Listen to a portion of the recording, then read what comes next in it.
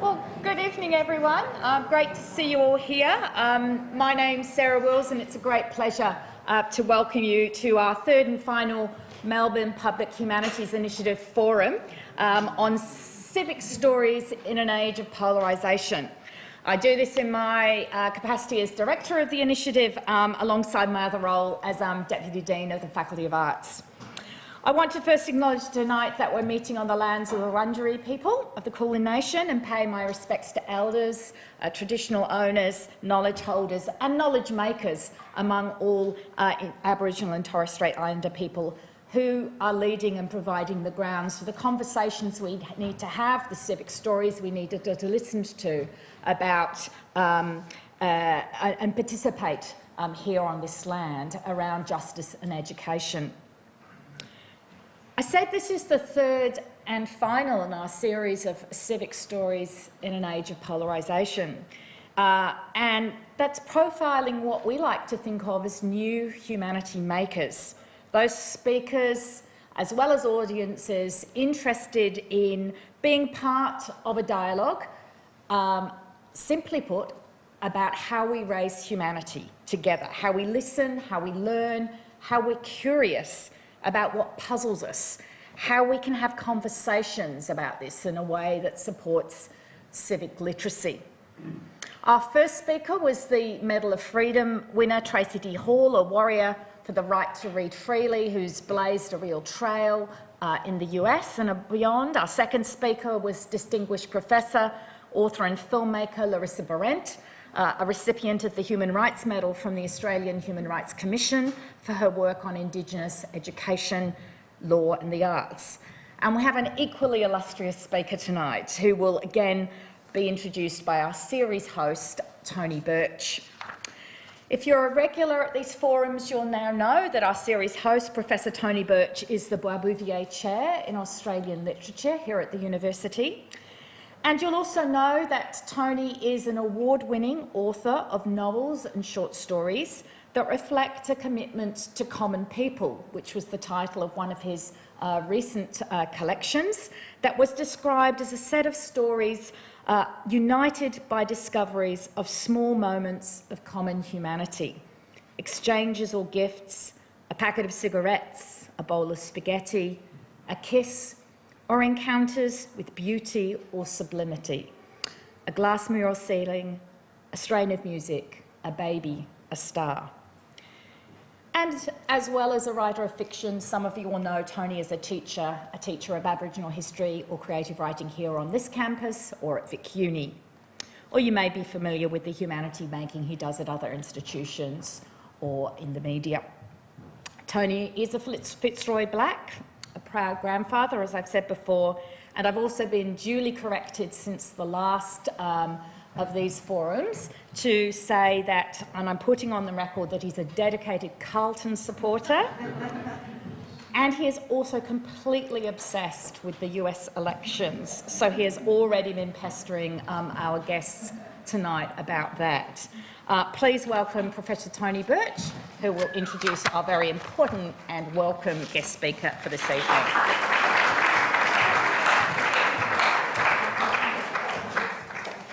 Where you going? You have a sticker stuck to your back. Okay. Thank you, Professor Wills. Thank you very much. The first thing I want to say before I introduce our guest is that the Q&A is back tonight by popular demand, hence I want a new shirt because I'm using the evening as an audition to take over Patricia Karvelas at ABC's Q&A. So everyone behave well and ask really succinct questions. Where Tony Jones used to say on Q&A, I'll take that as a comment, I won't actually take the comment, okay? So we know that we've had a wonderful time here during this series. And because I'm going to hand back to Sarah Wills at the end, I do want to reiterate what I've said at the end of each of the sessions, that none of these events would be a success without the team that work behind the doors here, the people who don't come up here and introduce. It's fantastic to work with such a number of wonderful people who make these events a success. make our work easy, and certainly for our guests, including Professor Churchwell, make their time here very welcoming. They're wonderful and generous, so I want to thank them all personally. I will introduce Professor Sarah Churchwell. When Sarah has finished speaking, I'm going to ask one question and then I'm going to hand it over to the audience. So it'd be great if you've got questions to put to Sarah about literature or the American election, please do so, because she's a wealth of knowledge. So formally, let me please introduce Professor Sarah Churchwell is Chair of Public Understanding of the Humanities and Professor of American Literature at the School of Advanced Study at the University of London. She directs public engagement activity at the school, which includes the Being Human Festival, a nationwide annual festival which celebrates humanities research through engagement with public audiences, and an event that the Faculty of Arts has been part of an international hub since 2018, extending the vital work for public humanities here also at the University of Melbourne, with great assistance and advice from Sarah. A prominent advocate for literature and the humanities, Sarah is a regular on UK TV and radio, has been a judge for the Booker Prize and the Women's Prize for Fiction, and received the Eccles British Library Writers Award in 2015, and was long-listed for the Orwell Prize for Journalism in 2021. Sarah's books include Careless People, Murder, Mayhem and the Invention of the Great Gatsby, Behold America, A History of America First and the American Dream, and her most recent book, The Wrath to Come, Gone with the Wind and the Lies America Tells. Tonight she's here to speak to us about the ways literature, specifically American literature, offers a unique pathway to explore not only the political and cultural concerns of the past, but also the contemporary moment. So please give Professor Sarah Churchwell a big Melbourne Naam welcome.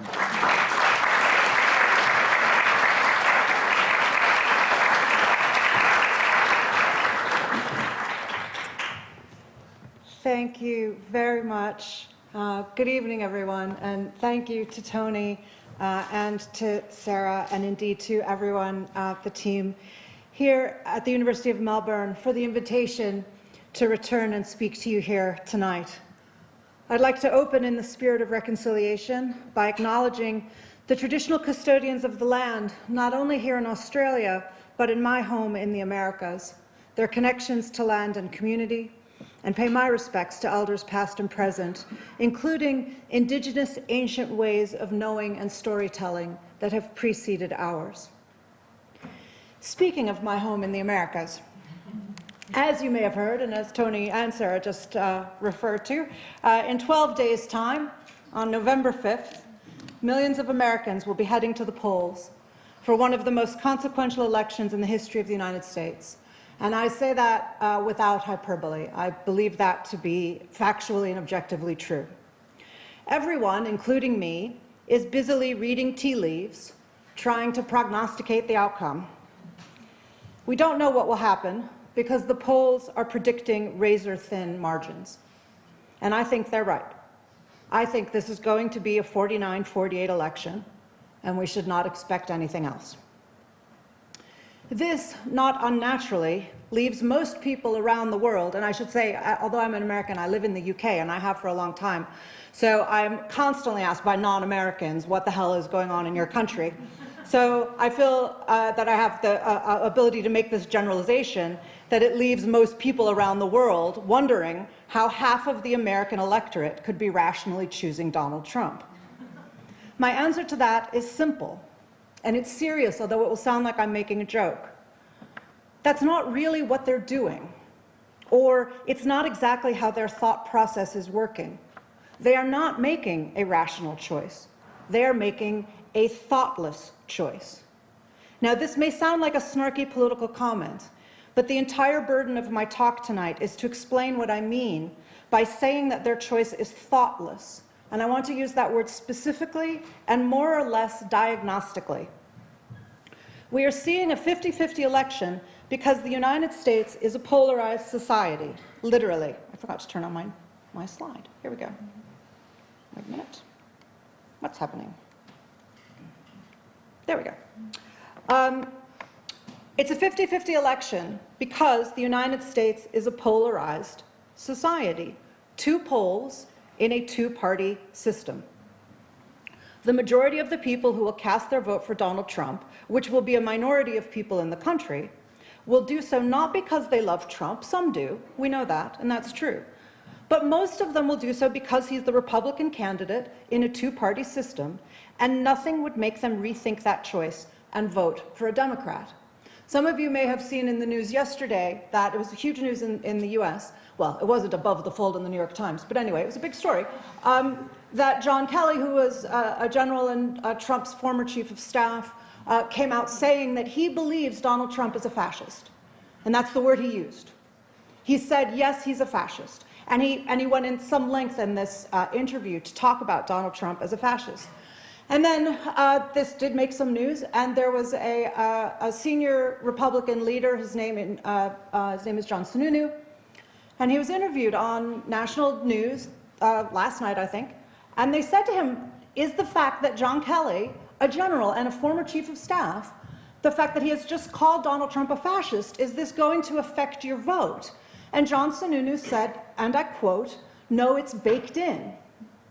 It's baked into their vote. They know who he is.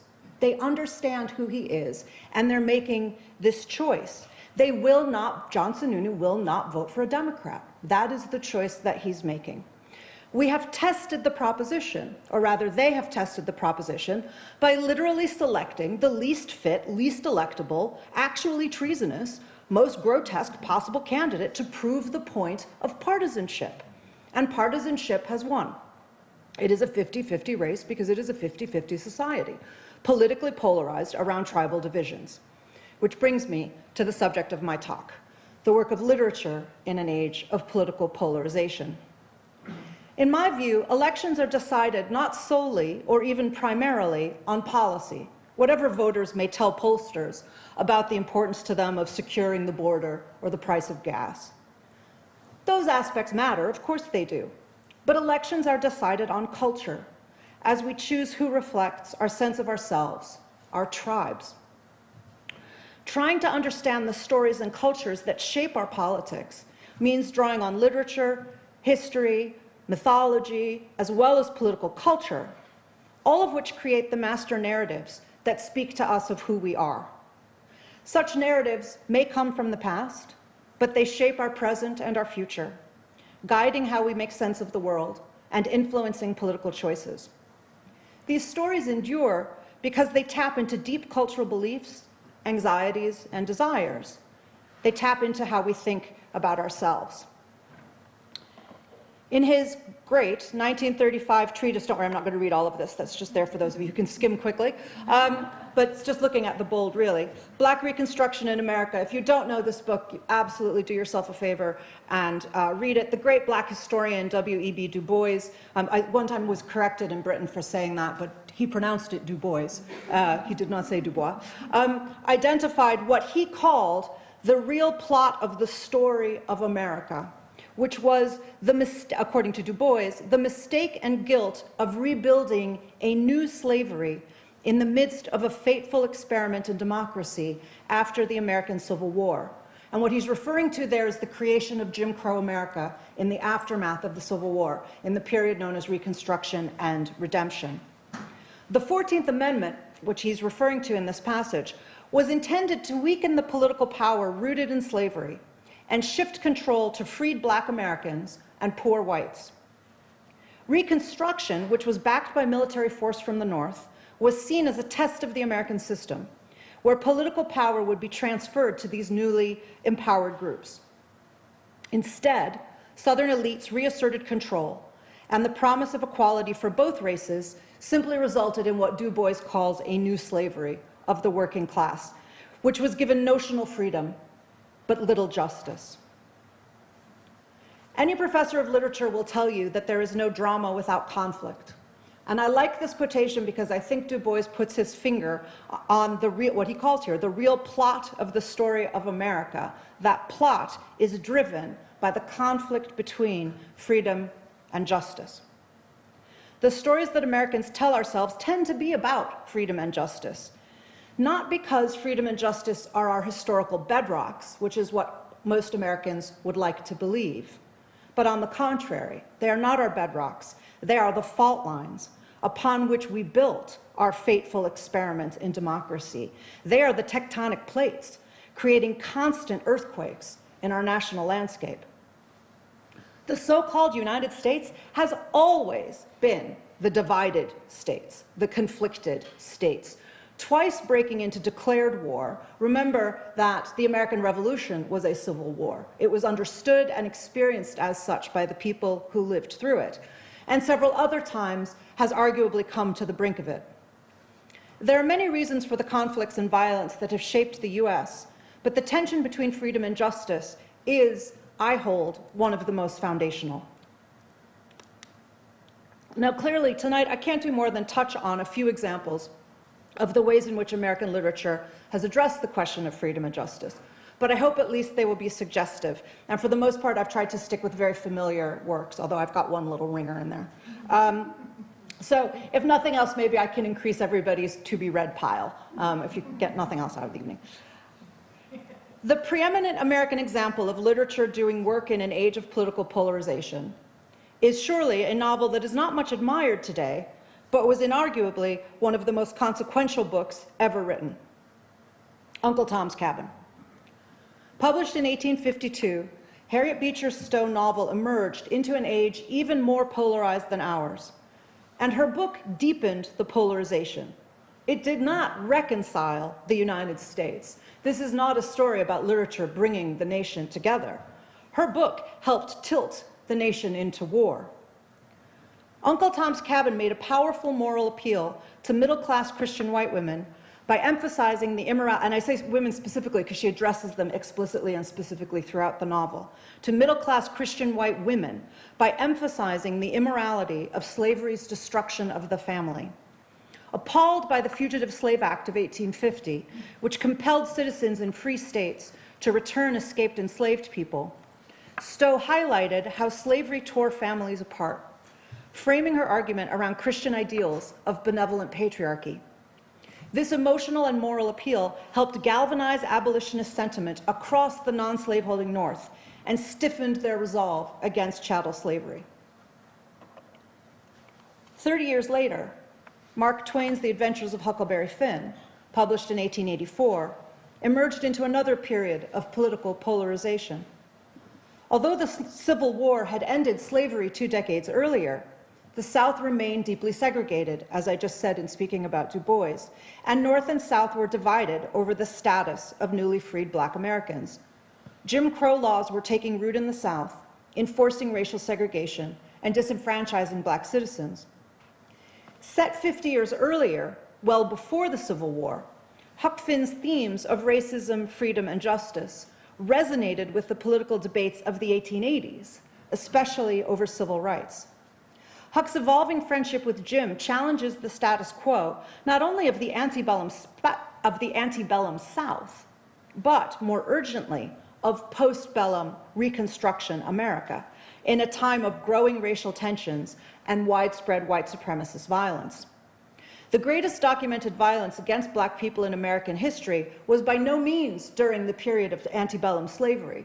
It was during the 1870s, with the rise of vigilante groups like the Ku Klux Klan in response to the 14th and 15th Amendments, giving equality, including the franchise, to Black men. And importantly, the 15th Amendment only gave the franchise to Black men, not to Black women. The end of Reconstruction in 1877, following the withdrawal of federal troops from the South, led to a surge in racially motivated violence as Southern elites sought to reassert control over Black populations and reverse the gains that had been made by African Americans during Reconstruction. Black citizens were targeted in brutal campaigns of intimidation, lynchings, and massacres. The goal was to suppress Black political participation, restore white dominance, and enforce the racial hierarchy through terror. Huck Finn is not really a novel about slavery. It is a novel about racial justice in Reconstruction America. 40 years later, a very different classic novel about freedom and justice, one that is very rarely, if ever, described in those terms, was published into a very different moment. But 40 years later, America was still politically and racially polarized. In the 1920s, the Republican Party dominated American politics, but the decade was also marked by economic inequality, high racial tensions, and increased violence against African Americans with the resurgence of the revived Ku Klux Klan, usually referred to as the Second Klan. So there's the first Klan after the Civil War, and then in the 1920s, it is born again, and you have the Second Klan. Immigration was becoming another polarizing issue, leading to restrictionist quota-based immigration laws and the growing popularity of a slogan that you might be familiar with, America First, a phrase that was popularized in 1915 and took hold in the 1920s, well before it resurged again in the 1940s, a phrase that reflected then, as it does now, nativist sentiments and isolationist foreign policy. It is into this context that F. Scott Fitzgerald published The Great Gatsby in 1925, which emerged the summer of the Scopes Monkey trial, which was debating the teaching of evolution in schools. The Scopes trial symbolized a broader national divide between science and religion, modernity and tradition, and urban versus rural America. And again, these should sound like somewhat familiar divides.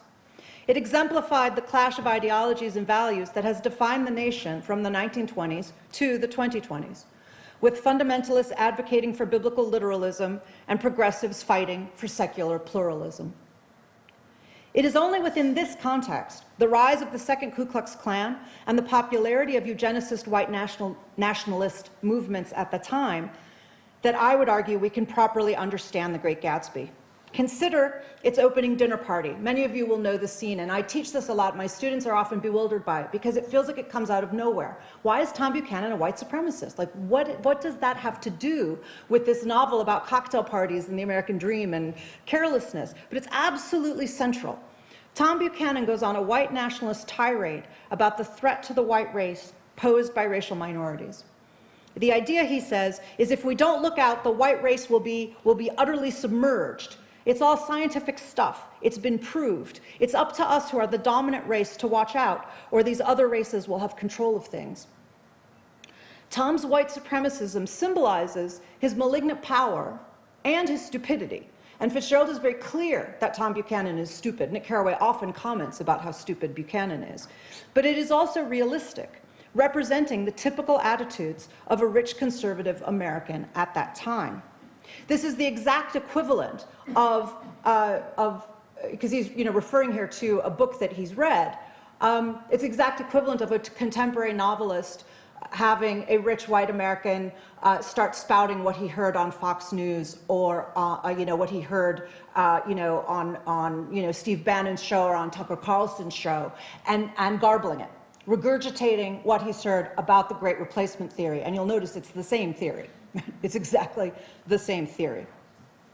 The book to which Buchanan refers here is a thinly veiled reference to a real book, Lothrop Stoddard's White Replacement Screed, The Rising Tide of Color Against White World Supremacy, published in 1920, which warned that America, which he said was originally settled almost exclusively by Nordics, and in the 1920s in the US, as in Britain to a lesser extent, Nordic was used exactly the way that Hitler at the same time was using Aryan. It means Northern European, white, and biologically superior to all other races. So when you read Nordic, you can basically substitute Aryan. There's no real difference between them as a trope. So he says, the United States was originally settled almost exclusively by Nordics. This is factually untrue to begin with, right? Toward the close of the 19th century, he says, invaded by hordes of immigrant Alpines and Mediterraneans, not to mention Asiatic elements like Levantines and Jews. As a result, the Nordic native American, by which he means not indigenous people, but native-born American, has been crowded out with amazing rapidity by these swarming, prolific aliens, and after 2 short generations, he has in many of our urban areas become almost extinct. Right? It's white replacement theory. Now, we don't typically read Gatsby as a novel responding to political and racial polarization, but it absolutely is, as this scene makes clear. This little whistle-stop tour I've done of these enduring books, which we call timeless classics, all emerged from and dramatized the very timely political polarities of their day. Huck Finn lighting out for the territory to escape the horrors of American pro-slavery antebellum civilization, Hester Prynne's need for moral freedom in a hypocritical society, Jay Gatsby's tragic faith in a just and free nation, Scarlett O'Hara's determination to restore the power of her immoral world. These are more than just personal struggles. They are all stories about what happens when freedom and justice collide. So, what does literature teach us about this conflict? Well, this is the argument that we often see for the benefits of a literary education and the benefits of novel reading. I'm not expecting you to read that in any detail there, but you can see that literature helps us develop empathy. This is a very familiar argument. I'm sure you've all seen versions of this, that it broadens our horizons, it breaks down barriers, it widens our perspectives, it improves communication. But in short, and this is why I have this little pull quote here, it enables us to understand diverse perspectives, embrace different cultures, and ultimately make us more compassionate human beings. Now, here's the thing. Everybody in this room, I presume, is a novel reader, or you wouldn't be here being interested in the work of literature in an age of polarization. So this is a really nice message for us all to hear, because it tells us that we're all very highly evolved people who are more compassionate than everybody else, because of all the novels that we read. Right? And that's a really nice idea, and it's very, very gratifying. And obviously, literature professors in particular are drawn to this argument. Unfortunately, I've spent too much time in literature department faculty meetings to be under any illusions that reading novels makes people more compassionate or more evolved or more just. And we could put the problem another way, right? Racists read novels too, and they write them. Literature has yet to save the world, despite its capacity for increasing compassion, perspective, broadening horizons. And obviously, I'm not saying it doesn't do those things, but the special pleading doesn't really get us where we need to go, in my view. The fact is that if the moral intentions of novelists could save us, To Kill a Mockingbird would have ended racism, and The Grapes of Wrath would have dismantled corporate capitalism, and we'd all be in a better place, right? As for reading making us more compassionate, well, just sticking to the American context, Steve Bannon, Ted Cruz, and J.D. Vance are all very well-read dudes. And I struggle to think of 3 less compassionate individuals. They also have powerful critical thinking skills. This is another one that we hear a lot about that literature will teach us critical thinking and the humanities teach us critical thinking. These guys have really impressive critical thinking skills. But they use them to undermine democracy for personal gain, for power grabbing. Literature has never produced better people. It just doesn't. What it can do is create the space in which moral thinking can happen. And that's a different claim. Narrative is where morality is negotiated.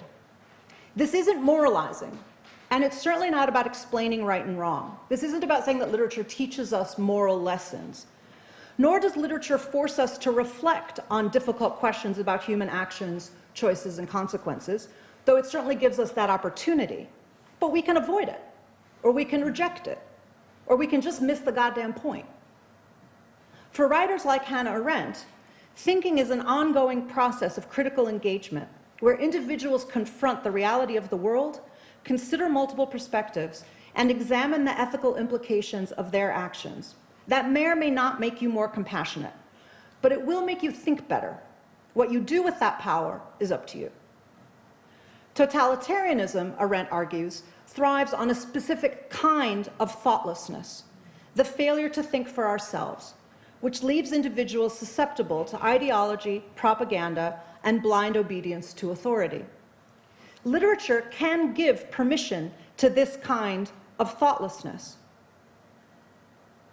And it is the kind of thoughtlessness of which I think many Trump voters in America are operating under. Because there is no thoughtful, moral position from which you can vote for that man, knowing everything that the world knows about him. It isn't a thoughtful position. What we're looking at is a deliberate and defensive thoughtlessness, a reflexive choice that is licensed by tribal politics. At its best and most powerful, literature is not about being consoled by stories of moral righteousness. It is about the discomfort of grappling with ethical dilemmas without knowing the right answer, or knowing there is no right answer. As Jean-Paul Sartre noted, we are always faced with the need to choose, even when there is no clear moral answer. This is the trolley problem. Some of you will be familiar with this. The moral dilemma where one must decide between diverting a runaway trolley, knowing that the choice to divert will kill one person who's on one side of the tracks, or you can passively allow the trolley to continue on its current trajectory, knowing that it will kill 5, but you didn't do anything. So you're not responsible. The situation forces a decision with no perfect outcome. I also just want to say that this very famous trolley problem was first articulated by the British woman philosopher Philippa Foot, and it's very rarely attributed to her, and there are so few women philosophers who get credit for the work that they do that I just want to give a shout out to Philippa Foot. The trolley problem was hers. The point is, there is no external authority or objective moral code that can fully resolve the dilemma for us. The individual must take responsibility for their choice, whether they act or refrain from acting. And this act of choosing defines who they are and the world they make.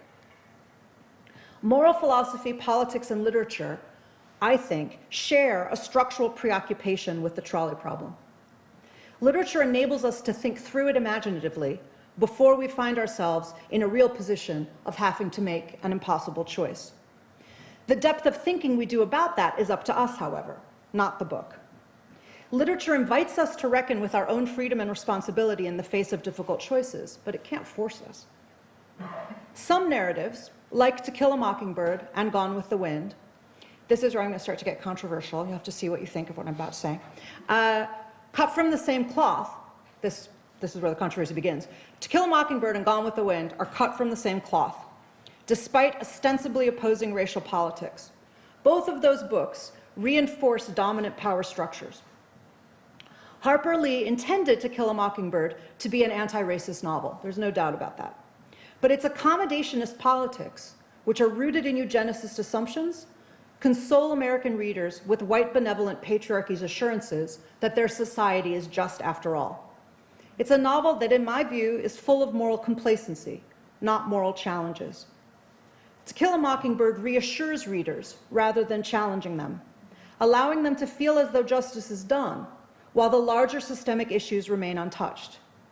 It's literally a story in which a lynch mob is shamed by a 6-year-old girl into backing down and going home. This is what happens in the novel. I'm not going to go through this in detail, obviously, but I just want to pull it out so you can remind yourself of it. So the lynch mob has come for Robinson. Atticus Finch is at the prison, the jailhouse, to try to protect him.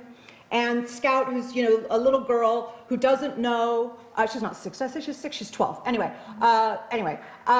she doesn't understand what's happening, and she and her brother and their friend Dill have come to the jailhouse to see their father, and this mob has gathered. And as you can see in the bold that I've pulled out there, Harper Lee makes it clear that this is a frightening situation, that it's a serious situation. Atticus's hands are trembling. There's fear in his eyes that she recognizes, but she's too innocent to understand what's happening. And she sees the father of one of her classmates in the lynch mob, and innocently she starts chatting to him. Hey, Mr. Cunningham. And she says, aren't you Walter? I go to school with Walter. He's your boy, ain't he? And then she's still chattering on. He's in my grade. He's a good boy. And as she chatters on, she realizes something's wrong, but she doesn't really know what. And the men are all looking at her with their mouths half open. Her father stopped looking at her brother. They're standing together. They're all staring at her transfixed. And they're just looking at this little girl as she prattles on. And she says, "What's the matter?" And then Mr. Cunningham, who has gone there to lynch a black man, kneels down and says, "I'll tell him you said, 'Hey, little lady.'" And then he says to the guys, "Let's get out of here." And then they shuffle away because she shamed them in her innocence into not going through with the lynching.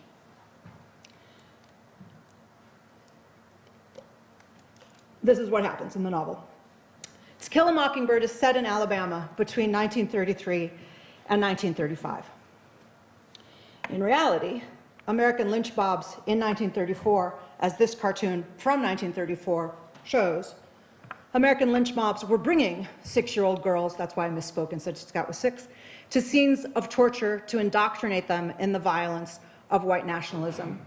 Lynchings were happening in the 1930s throughout the Deep South, and lynch mobs were not shamed by little white girls into stopping the racial violence. Instead, as you can see in this cartoon, I don't know if you can read the caption, but it says this is her first lynching. And the image there, as you can see, very carefully chosen by Reginald Marsh, a very underrated artist, by the way, is a grandmother holding up a little girl, right? And she looked, delighted and joyful. This is her first lynching, a scene of initiation. White women joyfully indoctrinating white girls in racial violence. And this is why I object to Kill a Mockingbird, which I know everyone loves. And it's always a bummer when I come in and tell people that, that I think we need to rethink that. Because this is the reality. Little white girls did not save black men like Tom Robinson. They burned them alive. And they watched. And that is not hyperbole. It's an historical fact, and it happened in the 1930s.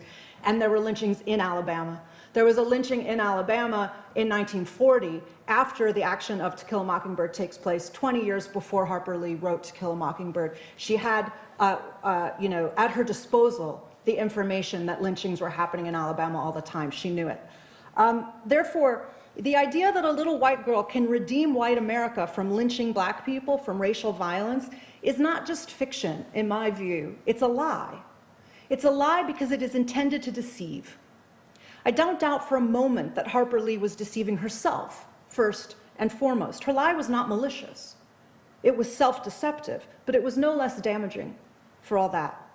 This is troubling, but that is the task of literature. My friend and former colleague, Lindsay Stonebridge, has written brilliantly about the importance of what she calls staying with the trouble in literature.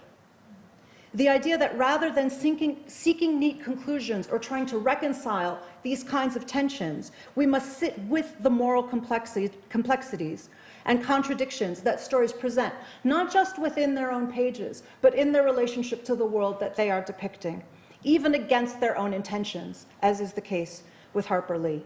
This becomes critical thinking when we draw our own judgments about the world through the object lessons that novels create. And some of what should inform those judgments is historical knowledge, as in this example. The more you know about Alabama in 1934, the more troubling that book becomes. But Mockingbird still creates space for moral thinking. It looks at the conflict between freedom and justice and concludes that given freedom and with a little push from shame, people will choose justice. That is not what my study of American history suggests to me. This brings me to Gone with the Wind, published 2 years after Reginald Marsh's cartoon, just after the action of Mockingbird takes place, into a divided America in 1936. For those who remember it, the whole plot of Gone with the Wind after the Civil War section is driven by Scarlett's determination to find money to pay the taxes, which are presented by the story as unjust, to retain her plantation, Tara. Scarlett's defiance, as God is my witness, they're not going to lick me, and she's going to hang on to this plantation no matter what, is the emotional spine of the story, symbolized by her determination to retain the land inherited from her father, who, by the way, according to one of the novel's more realistic details, only won it in a poker game 30 years earlier. So there's all this stuff about it being in her blood, and it's it's her inheritance, and it's baked into her. And it's like, well, actually, though, the novel even says, well, he won it in a poker game 30 years ago. So, how deep is your connection to this land? But Tara is at risk because Scarlett's society started an unjust war to retain their power, which they achieved by seizing the freedom of others. When they lost, they fought bitterly to retain the land that was the source of that power. So when I say that Gone with the Wind is another story about the conflict between justice and freedom, this is what I mean. What the novel considers, and the story, the film too, considers Scarlett's rightful ownership of Tara symbolizes the lost cause, which portrays the Confederate cause as a defense of Southern culture rather than a fight to preserve slavery. And the Yankees' taxation of a plantation that was sustained by slave labor is depicted as an act of aggression against which Scarlett is defending herself. The whole story, therefore, encapsulates the myth of white victimhood, the notion that white Americans are being displaced or oppressed by efforts to promote racial equality. Gone with the Wind captures the genesis of that myth, of which the white grievance that we see in Trumpian politics today is a direct descendant. It was on full display on January 6th, when Confederate flags were paraded through the halls of Congress for the first time in history. It's explicitly what Scarlett's side of the war fought for and failed to achieve. We all thought the Confederacy lost until 2021. The lost cause narrative sustained by Gone with the Wind is about a larger cultural and political struggle over who defines America's identity and who holds power. It explains why the election of the nation's first black president was met with a vicious backlash and the retrenchment of white victimhood myths, which exploded in Trump's presidency and the insurrection. And it explains why land ownership still shapes so much of American politics today. Political power in the United States is rooted in property for multiple reasons. Early property qualifications for the franchise in many colonies in British America derived from the British system, including in Australia, and the American British colonies were the same. The American Electoral College system, which many today call irrational, was designed by James Madison to serve several purposes. None of them were irrational. They were all tied to land ownership. To ensure that larger states couldn't always dominate smaller ones, he gave each state a vote in presidential elections, one that could overrule the popular vote, because he feared that a purely popular democracy, where power was distributed entirely by population, would allow the interests of large urban northern populations to always overwhelm the agrarian slaveholding South. Protecting southern states meant protecting economies built on enslaved African labor. The infamous 3/5 compromise, which counted enslaved people as 3/5 of a person for purposes of representation, benefited slaveholding states in the Electoral College by inflating the political power of those states. So what it did was it gave them more representatives and electoral votes than they would have had just from their free voting citizens. But they didn't want enslaved Africans to vote, so they said they were 3/5 of a person. So they could count them for representation, but they didn't count as citizens. That's the 3/5 compromise. The Electoral College was also designed to buffer between the people and the presidency, because Madison and some of his other framers feared mob rule. And they envisioned the electors as wise, independent, propertied men who would make the final decision about the nation's highest office by overturning the folly of the masses if necessary, which is what you call historical irony. After the Civil War and the destruction of slavery, the racialized history of land ownership persisted. Instead of redistributing land to newly freed African Americans, as the Union had promised explicitly, the federal government infamously allowed former slaveholders, like Scarlett O'Hara, to retain their plantations. Black Americans, barred from land ownership, became trapped in systems of sharecropping and tenant farming. Sharecropping was followed in the post-war years by redlining, which denied black families the ability to buy homes in certain areas, reinforcing segregation and economic inequality. The concentration of land ownership in white hands, especially in rural areas, maintained a racialized system of political and economic power that stretches from slavery to today.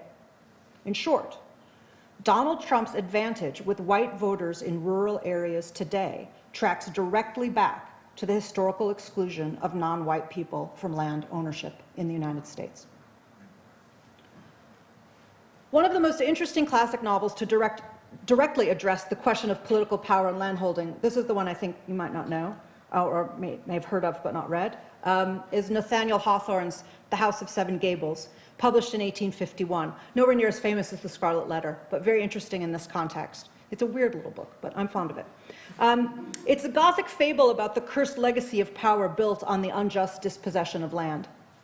In the story, a 17th century New England Puritan accuses a man of witchcraft so that he can seize his land and house, the eponymous House of Seven Gables.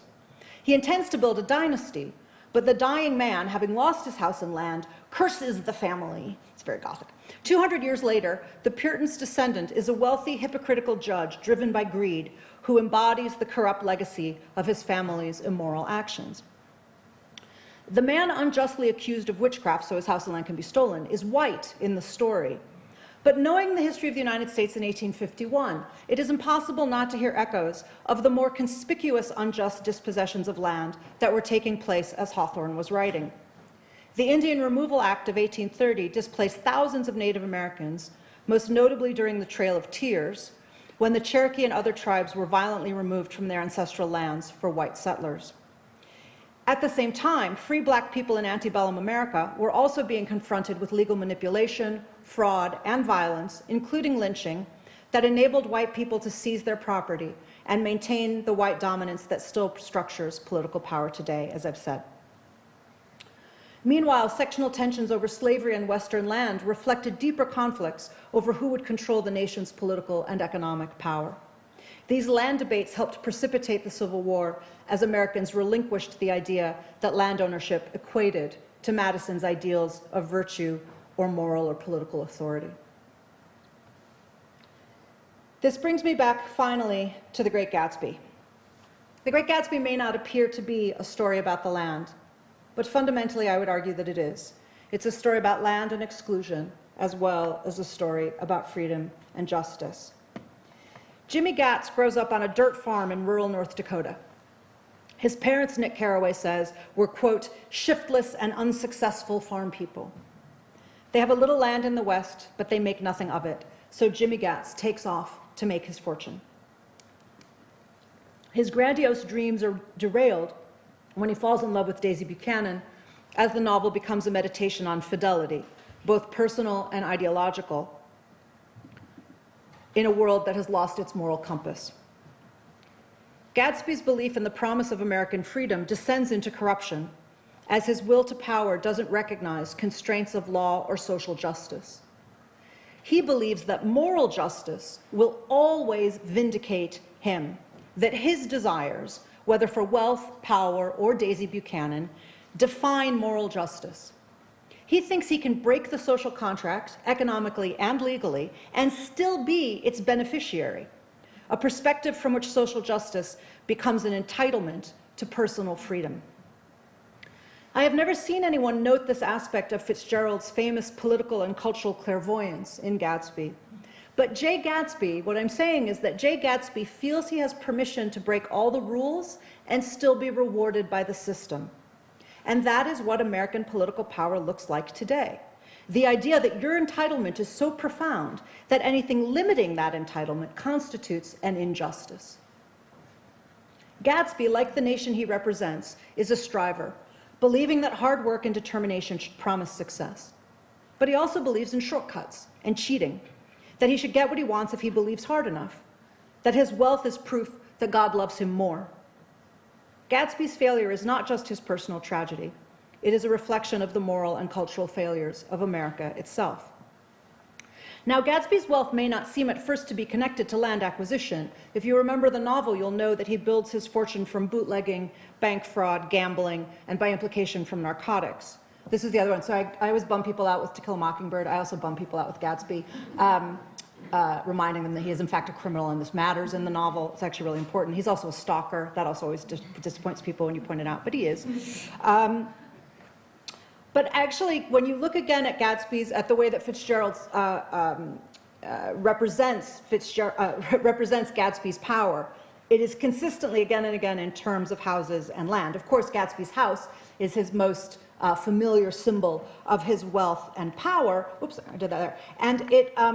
And you might remember this famous passage where we get told the history of the house, that there was this American brewer who had these aristocratic pretensions, and he thought that he could found a dynasty. And so he offered to pay the taxes on the neighboring houses so that they would be his peasants, and he could have his little medieval dynasty, but they wouldn't do it. So this is very characteristic of Fitzgerald's humor, by the way. So they wouldn't do it, and so his dream died away, and he died with it. And then there's this very famous line that Fitzgerald adds, that Americans, while occasionally willing to be serfs, have always been obstinate about being peasantry. In other words, the brewer doesn't recognize that although Americans might tolerate economic inequality, which is serfdom, and that was a familiar trope in the teens and 20s in the progressive era for talking about wage labor in America, that it was serfdom. So although Americans might tolerate economic inequality in terms of wealth or power, they do resist the rigid social hierarchies of peasantry that defined European aristocracy. Meanwhile, Gatsby's first mentor, Dan Cody, who promises Gatsby an inheritance that is stolen from him, is a product of the Nevada silver fields, of the Yukon, of every rush for metals since '75. The land's exploitation always lies behind the stories, reflecting the realities of wealth and power in America. And it is a foundation to which Fitzgerald returns in the novel's famous closing passage. I don't have time to dwell on it in detail, but I'll put it up to refresh everyone's memories. And I've just pulled up here the references to the land. This image of the land, expansive, full of promise, seemingly untouched, captures a central myth of American identity. The idea that the land was there for the taking, ready to be claimed by those bold enough to seize it. Fitzgerald's closing lines in Gatsby conjure this history of settler colonialism and the transformation of land into political and economic power, while refuting the lie with words like pandered. Fitzgerald is calling out the lie. And I want to look particularly at that final phrase, the dark fields of the Republic, which is one of my favorite phrases in the entire novel. It's magnificent, but all too easy to float past as simply beautiful poetry, which it certainly is. But it's doing the work of literature in an age of political polarization. It's reminding us to recognize the shadow of the land that lies behind everything, and the tension between the power of the land and the promise of the Republic. This is the thoughtfulness that literature at its best can encourage. The stories we tell about ourselves as a nation matter. They shape how we see ourselves, how we understand our past, how we imagine our future. The question to me is simple. Will we continue to be guided by the master plot of Gone with the Wind, with its erotics of injustice and defense of land-based inequality? Or will we embrace the more challenging, more hopeful vision of The Great Gatsby, with its belief that we can't relinquish faith in progress, even when we keep failing? The stakes are high. The political violence we're witnessing today results in a real sense from the direct conflict between these two competing narratives. One master plot sustains the power of a privileged few by distorting history and perpetuating myths of political entitlement. The other seeks a more inclusive society, one often undermined by what it seeks to overcome: greed, corruption, selfishness. I began with justice and freedom, and that's where I want to end. I realized as I was finishing this talk that the novels I've been praising here are all by men, and the novels I've challenged are all by women, which is terrible. So I had to rectify that. So briefly, an example from Susan Sontag's great, unjustly neglected novel, The Volcano Lover. If you don't know, it's fantastic. Her other novels not so good, but this one, really, really good. A blisteringly angry novel about revolution, patriarchy, and heroism. It ends with a woman revolutionary in Napoleonic Italy about to be executed. I'm afraid I'm giving away the ending, sorry. Her monologue before she dies, she's a historical figure, so if you Wikipedia her, you'll know what happens to her. Her monologue before she dies closes the novel, and it speaks for itself without any gloss from me, but I am going to read this one out. I will not allow that I was moved by justice rather than love, for justice is also a form of love. I did know about power.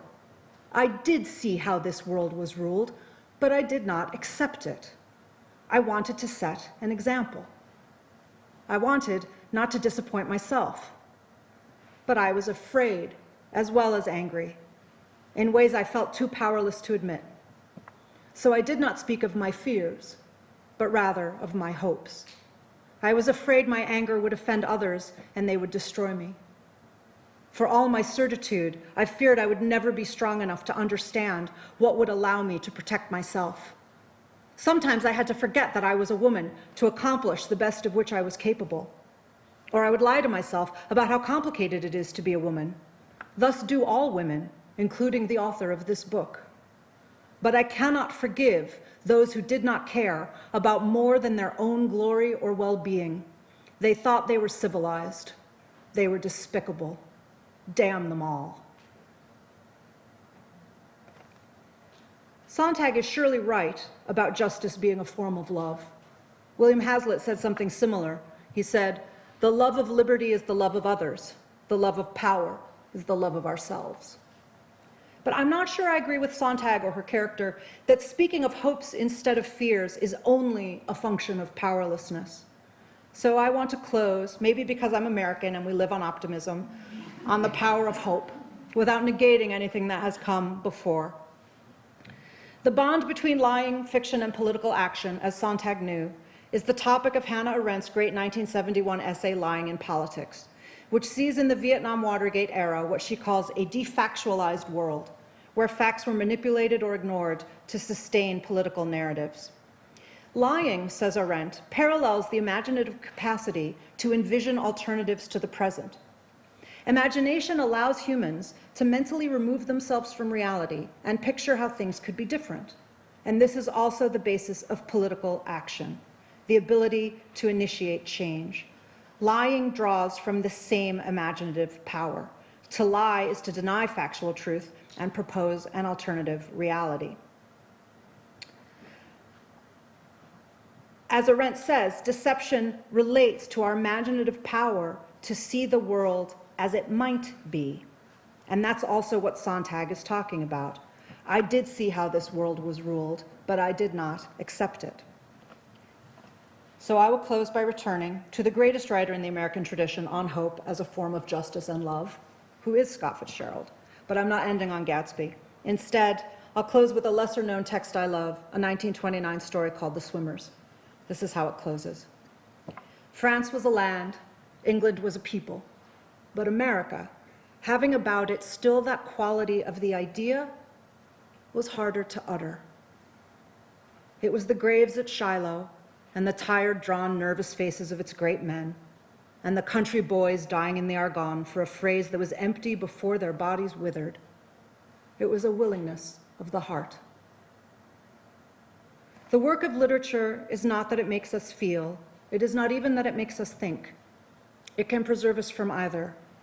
The work of literature is thoughtfulness itself. Watching a film, listening to music, looking at a painting, these are sensory experiences that may and often do stimulate thought. But only reading takes the form of thoughts. We can't experience literature outside of thought. It is bound up in thoughts, and therefore its work inheres in the value of its thoughts. The work of literature in an age of political polarization is when it reminds us of our imaginative power to transform the world, when it gives voice to rage in damning the despicable, when it renews in us the belief that we might one day recover a willingness of the heart. Thank you.